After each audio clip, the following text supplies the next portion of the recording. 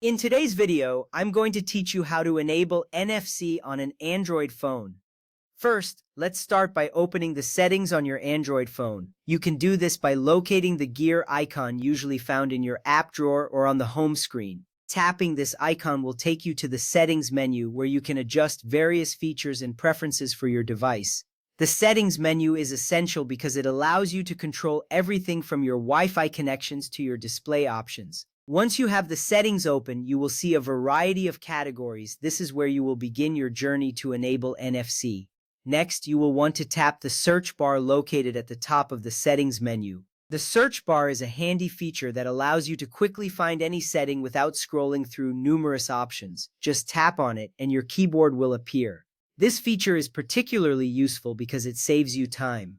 Instead of navigating through multiple menus, you can directly search for what you need. As you type, you will start to see suggestions appear on your screen, which can also guide you in finding the exact setting you are looking for. Now type NFC in the search bar. As you enter these letters, the device will begin filtering the results. You may notice that options related to NFC start to populate on your screen.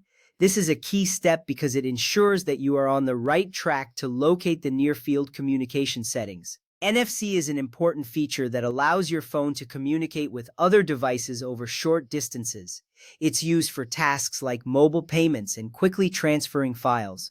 After typing NFC, tap on NFC or near-field communication from the search results. Once you tap this option, you will be taken to the NFC settings page. Here you will see information about what NFC can do and how it works on your device.